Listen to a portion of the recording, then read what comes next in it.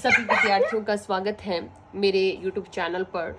और हम एक सीरीज हमने शुरू की थी कि बोर्ड की परीक्षाओं में जो भी प्रश्न पूछे जाते हैं उस पर हम चर्चा करेंगे। और आज काफी दिनों के बाद हम चर्चा करेंगे अध्याय 11 यानी 11वीं जो प्रश्नावली है व्रतों से संबंधित क्षेत्रफल, उसमें बेसिकली आज हम बात करेंगे त्रिज्या खंड की।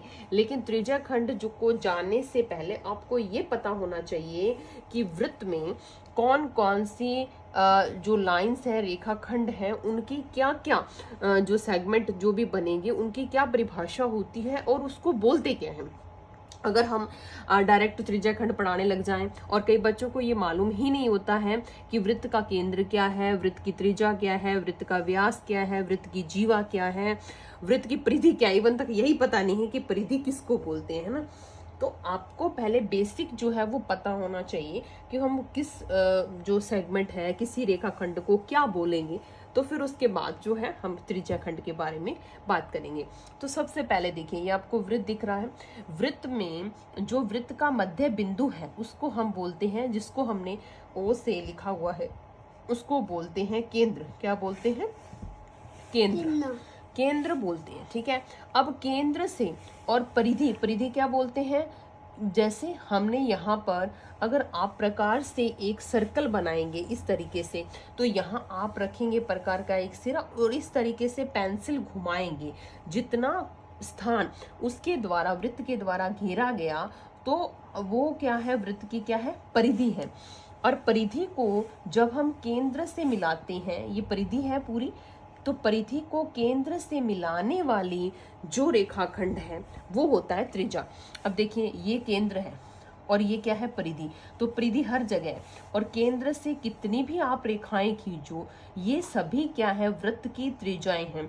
ये थोड़ा सा जो केंद्र है वो बीच में नहीं बना है, बिल्कुल मध्य में होता है केंद्र, क्योंकि हम इससे जो है वो पॉइंट्स बनाते हैं, इसलिए, है ना। तो क्यों ये रेखाएं जो है छोटी दिख रही है दिखने में और ये थोड़ी लंबी जा रही है, क्योंकि ये सही नहीं बना है बोर्ड पर। लेकिन सभी त्रिज्याओं की जो लंबाई होती है वो समान होती है।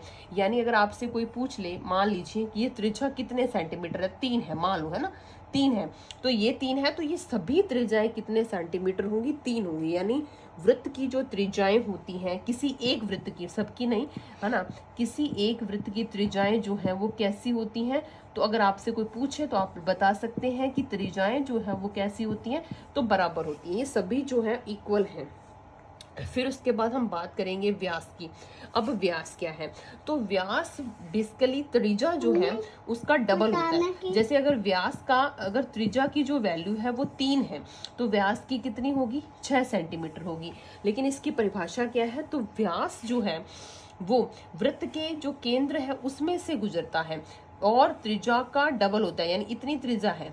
अब इस त्रिज्या को अगर मैं आगे बढ़ाऊंगी तो इस तरीके से लेकर जाऊंगी, तो ये पूरा क्या है? वृत्त का व्यास है। जैसे ये त्रिज्या बनी हुई है, तो इसको अगर मैं आगे लेकर जाऊंगी तो ये ऐसे बनेगा। तो ये जो थोड़ी आपको डार्क मोटी रेखाखंड दिख रहा है वो क्या है? वृत्त का व्यास है। तो ये पूरा व्यास है और आधा क्या थी? त्रिज्या थी।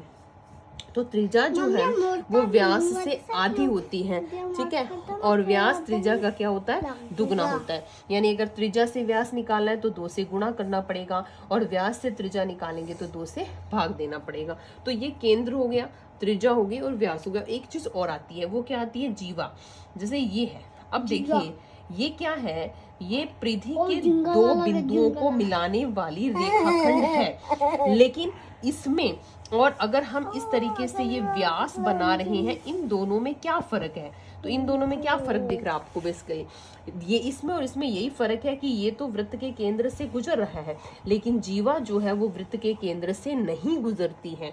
तो जीवा और व्यास में क्या अंतर होता है?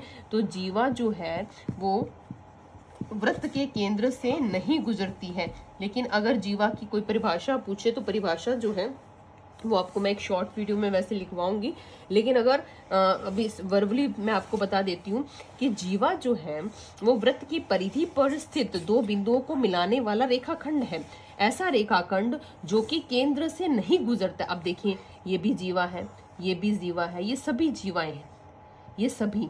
लेकिन अगर ये जीवा यहाँ चली जाएगी तो वो क्या बन जाएगी? व्यास बन जाएगी।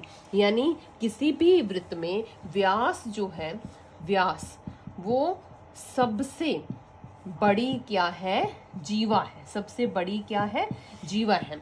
तो इसका मतलब जीवा जो है वो व्यास हो सकती है, लेकिन व्यास जो है वो जीवा नहीं हो सकता, क्योंकि व्यास तो व्यास ही रहेगा ना। व्यास जो है उसमें और जीवा में क्या डिफरेंस है कि जीवा जो है वो वृत्त के केंद्र से नहीं गुजरती है, लेकिन व्यास जो है वो वृत्त के केंद्र से गुजरता है। तो बड़ा कौन है, बड़ा है व्यास, और जीवा जो है वो उससे छोटी है। तो व्यास क्या है, व्यास है सबसे बड़ी जीवा है। ठीक है, ये प्रश्न जो है वो पूछे जाते हैं। कुछ एक दो प्रश्न है जो बेसिक वृत्त के बारे में है, उनको मैं आपको अलग से लिखवा दूंगी, जो बोर्ड एग्जाम में मुझे लगता है पूछे जा सकते हैं, क्योंकि हमें ये देखना होता है क्वेश्चन कहाँ से पूछा जा सकता है, या हर बार कहाँ से प्रश्न पूछे जा रहे हैं। वृत्त के बारे में बेसिक जो नॉलेज है वो पूछी जाती है। और एक पूछा जाता है वृत्त की परिधि कैसे ज्ञात करते हैं, वृत्त का क्षेत्रफल कैसे ज्ञात करते हैं। तो उसके बारे में जो वीडियो है वो शॉर्ट कुछ वीडियो बनाई जाएंगी, क्योंकि वो बहुत कम मार्क्स के पूछे जाते हैं क्वेश्चन, तो उनके बारे में मैं आपको शॉर्ट वीडियो में बताऊंगी। तो अभी हम जो बात कर रहे थे वो त्रिज्या खंड की बात कर रहे थे, तो हुन मिटा दी बेटा, कोई ना। तो त्रिज्या खंड क्या है, तो त्रिज्या खंड की परिभाषा देखिए। जैसे ये वृत्त है और ये वृत्त का क्या है, केंद्र है। केंद्र से ये हमने दो त्रिज्याएं बनाई, और ये क्या है, ये है चाप। ये क्या है, चाप। परिधि का, वृत्त की परिधि का एक छोटा सा हिस्सा है, तो ये चाप है। जैसे हम प्रकार से इस तरीके से ऐसे मार लगाते हैं तो हम क्या बोलते हैं, ऐसे, उसको बोलते हैं चाप। तो ये चाप है। अब दो त्रिज्याओं और चाप से जो जगह वृत्त में बन रही है उसको हम त्रिज्या खंड बोलते हैं। दो त्रिज्याएं और चाप से मिलकर जो बनी आकृति है उसको त्रिज्या खंड बोलते हैं। अब आपको दिखने में ये छोटा लग रहा है, ये वाला स्पेस, और ये बहुत बड़ा लग रहा है, तो ये क्या है, छोटे को हम क्या कहते हैं, लघु। ये लघु त्रिज्या खंड है, और जिसको हमने ऐसे लिखा, देखो ये है लघु त्रिज्या खंड, है ना। और जो इससे बाहर है वो क्या है, दीर्घ त्रिज्या खंड है, यानी बड़ा त्रिज्या खंड है। दीर्घ मैंने बड़ा और लघु मैंने छोटा। तो ये हम त्रिज्या खंड की बात कर रहे थे। तो आपको त्रिज्या खंड समझ आ गया क्या है। त्रिज्या, दो त्रिज्याओं, वृत्त की दो त्रिज्याओं और एक चाप से घिरे हुए क्षेत्र को क्या कहते हैं, वृत्त का त्रिज्या खंड कहते हैं। अब आपको दिख रहा है कि अगर यहाँ पर ये त्रिज्या खंड बना है तो AOB कुछ कोण होगा, ये है ना, ये कोण बनेगा इसके बीच में, तो इसको हम थीटा से लिखते हैं। लेकिन ये कितना होगा, तो ये हम अकॉर्डिंग टू क्वेश्चन जो है हम डिसाइड करते हैं कैसा कितना होगा ना। अब इसके दो प्रश्न बनते हैं। एक तो त्रिज्या खंड का बनता है क्षेत्रफल। क्या बनता है, त्रिज्या खंड का क्षेत्रफल, जो कि इस बार अर्धवार्षिक में पूछा भी गया था कि त्रिज्या खंड का क्षेत्रफल जो है उसको ज्ञात करने का क्या सूत्र है, वो पूछा गया था। और एक उसके संगत जो है वो चाप की लंबाई कैसे हम ज्ञात करते हैं उसका सूत्र पूछा गया। अब क्षेत्रफल में आपको क्या याद रखना है, अब आपको दिख रहा है कि ये पूरा है, वृत्त है, तो वृत्त का पूरे का क्षेत्रफल कितना होता है, πr²। ये वृत्त का क्षेत्रफल है, और ये उस पूरे क्षेत्रफल का ये वाला जो हिस्सा है यानी त्रिज्या खंड है वो छोटा सा हिस्सा है, लेकिन ये कितनवा भाग है ये हमें बस इतना ही ध्यान रखना है। तो हम क्षेत्रफल निकालेंगे तो कैसे निकालेंगे, सिंपल सा तरीका है, वृत्त के क्षेत्रफल को गुणा कर देंगे। किससे गुणा करेंगे, तो थीटा ये, और पूरा कितने डिग्री का होता है, 360 का होता है, तो थीटा बटे में 360। ठीक है, तो ये सिंपल तरीका होगा इसको लर्न करने का। मैंने थीटा क्यों लिखा, क्योंकि थीटा जो है वो इस AOB के द्वारा बनाया गया कोण है। और 360 क्यों लिखा, क्योंकि वृत्त पूरा घूमता है तो कितने डिग्री का कोण बन गया, 360 डिग्री का कोण बन गया। अगर ऐसे समझ नहीं आए तो देखिए, आप ऐसे स्केल रखते हैं और ऐसे डी जो होती है वो ऐसे होती है ना, ऐसे होती है ना डी, और डी पर कितने डिग्री का कोण होता है, 0 से लेकर 180 डिग्री का। तो 180 इधर हो गया और 180 इधर हो गया, तो कितना हो गया है, ये 360 डिग्री हो गया। तो थीटा बटे में 360 हो गया। अब चाप की लंबाई निकालनी हो तो कैसे निकालेंगे, तो चाप की लंबाई निकलती है वृत्त की परिधि से। परिधि कितनी होती है वृत्त की, 2πr, और गुणा में वापस वही थीटा बटे में 360, यानी टोटल जो परिधि है उसका थीटा वाला हिस्सा जो है वो चाप की लंबाई में भी यूज होता है। तो ये दो फॉर्मूले हैं, त्रिज्याखंड का क्षेत्रफल और चाप की लंबाई के, तो इनको आप यूज कर सकते हैं क्षेत्रफल और चाप की लंबाई को ज्ञात करने में। उसके अलावा एक त्रिज्याखंड का जो क्षेत्रफल निकालने का फॉर्मूला और है, जो कि अर्धवार्षिक परीक्षा में पूछा गया था, और उसका सूत्र है हाफ LR। लेकिन ये कब लगाना है त्रिज्याखंड का क्षेत्रफल? जब आपको त्रिज्याखंड का क्षेत्रफल का ही सूत्र है, लेकिन ये कब लगाना है? जब आपको त्रिज्या दी हो। क्या दिया हो?